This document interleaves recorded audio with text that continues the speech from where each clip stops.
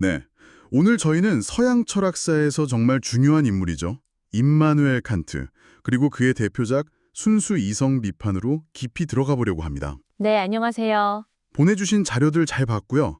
이걸 바탕으로 이 방대하고 어떨 땐 좀 어렵게 느껴지는 책의 핵심 질문. 그러니까 우리는 과연 무엇을 어디까지 알 수 있는가? 이 질문에 대한 칸트의 답을 좀 찾아보려고 합니다. 네, 아주 중요한 질문이죠. 그리고 이게 오늘날 특히 지식이나 인식의 한계, 이런 걸 고민하는 당신에게 어떤 의미가 있을지, 그걸 같이 파헤쳐보는 시간이 될 것 같습니다. 좋습니다. 자, 그럼 바로 시작해 볼까요? 칸트가 왜 이렇게 기념비적이면서도 어려운 책을 쓰게 됐을까요? 그 당시 철학계 상황이 어땠길래 이런 작업이 필요했을까요? 그 당시 철학계는 그야말로 지식의 근본을 두고 아주 큰 논쟁이 있었어요. 뭐랄까, 양대 산맥이 있었는데, 네, 한쪽은 모든 지식은 오직 감각 경험, 여기서만 온다고 주장하는 경험론이 있었고요. 대표적으로 휴움 같은 철학자들이 있었죠. 경험론. 네, 다른 한쪽은 아니다. 경험이랑 상관없이 우리 순수한 이성만으로도 진리를 알 수 있다. 이게 바로 합리론입니다. 데카르트나 라이프니츠 같은 사람들이 있었고요. 합리론. 네, 들어봤습니다. 근데 칸트가 보기에는 이 양쪽 다 문제가 있었던 거예요. 경험론만 따르면 보편적이고 필연적인 지식, 예를 들어 수학 법칙 같은 걸 설명하기가 좀 어려워지고, 그렇죠. 경험만으로는 한계가 있겠네요. 네, 반대로 합리론만 너무 믿으면 이게 경험적인 검증 없이 그냥 머릿속 생각만으로 막 나아가다가 독단에 빠질 위험이 있었죠. 그래서 칸트는 이 두 입장을 좀 비판적으로 종합하면서 근본적인 질문을 던진 겁니다. 인간의 이성이 진짜 확실하게 알 수 있는 건 뭐고 또 그 능력의 한계는 어디까지인가? 이걸 밝혀보자 한 거죠. 단순히 중간 지점을 찾은 게 아니라 아예 이 논쟁의 판 자체를 새로 보려고 했다. 이런 느낌이네요. 정확합니다. 여기서 그 유명한 코페르니쿠스적 전환이라는 말이 나오는 거죠. 이게 구체적으로 어떤 의미고 왜 그렇게 혁명적이라고 평가받나요? 네, 맞습니다. 이전까지는 보통 이렇게 생각했어요. 우리 마음, 인식이 저 바깥에 있는 대상에 맞춰진다? 저기 사과가 있으니까 내가 사과를 인식한다. 이런 식으로요. 네, 그게 당연하게 느껴지는데요. 근데 칸트는 이걸 완전히 180도 뒤집어 버린 겁니다. 그게 아니라 대상이 우리 인식의 틀에 맞춰서 우리에게 나타난다는 거예요. 대상이 우리에게 맞춰진다. 네, 마치 코페르니쿠스가 지구가 우주의 중심이 아니라 태양 주위를 돈다고 했던 것처럼 인식의 중심을 외부 대상에서 우리 인식 주체, 즉 우리 마음으로 확 옮겨온 거죠. 아하, 그래서 코페르니쿠스적 전환이군요. 그렇죠. 특히 중요한 게 시간과 공간인데요. 칸트는 시간과 공간이 저 바깥 세계에 원래부터 객관적으로 딱 존재하는 어떤 틀이 아니라고 봤어요. 그게 아니라 우리가 외부 세계의 감각 정보를 받아들이기 위해서 어쩔 수 없이 필연적으로 사용하는 우리 마음의 형식, 선험적 감성 형식이라고 주장한 겁니다. 와, 시간과 공간까지 우리 마음의 형식이라니. 그럼 우리가 지금 보고 느끼고 경험하는 이 세계가 뭐랄까, 어떤 필터를 거친 모습이라는 건가요? 우리가 직접 알 수는 없는 어떤 진짜 모습이 따로 있다는 그런 뜻인가요? 바로 그 지점입니다. 정확해요. 칸트는 우리가 이 시간과 공간이라는 감성의 틀, 그리고 좀 더 나아가서 지성의 틀, 이걸 통해서 경험하는 세계를 현상, 피노메나라고 불렀습니다.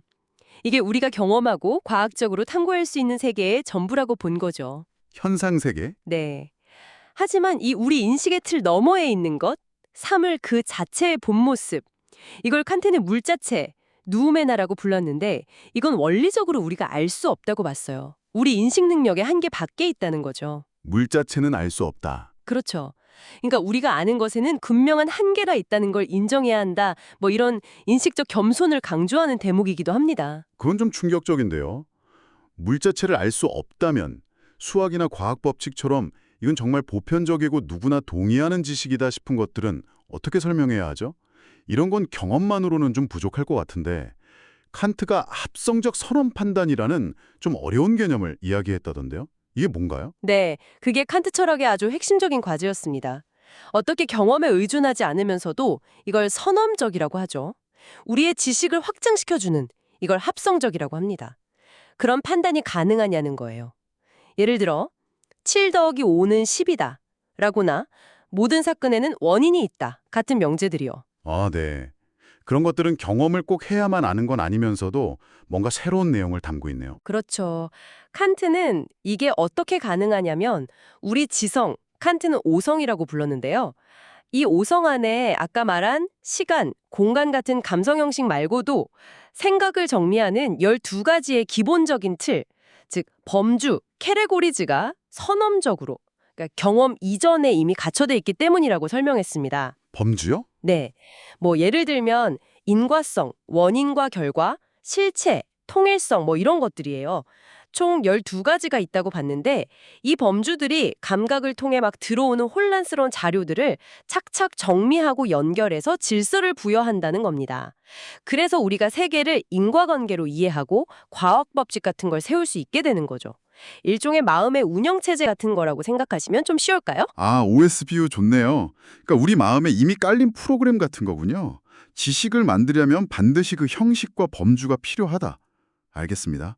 근데 만약에요, 이성이 이런 경험적인 토대나 범주의 제약을 딱 벗어나서 막 신의 존재 증명이라던가 영혼은 불멸한다던가 세계는 시작이 있었나 없었나 뭐 이런 형이상학적인 문제들 있잖아요.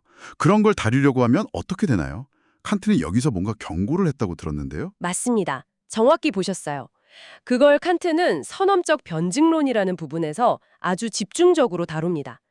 순수한 이성이 경험에 도움 없이 자기 능력만 믿고 이런 형이상학의 영역으로 막 나아가려고 하면 반드시 해결 불가능한 모순에 빠지게 된다는 거예요. 모순요? 네, 이걸 이율배반이라고 부르는데요. 예를 들면 이런 겁니다. 세계는 시간적으로 시작점을 가진다는 주장과 아니다, 세계는 시간적으로 시작점이 없다, 무한하다는 주장이 있잖아요. 칸트는 이 두 주장이 둘 다 나름대로 그럴듯하게 논리적으로 증명될 수 있다는 걸 보여줘요. 둘 다 증명이 된다고요? 네, 모순이죠.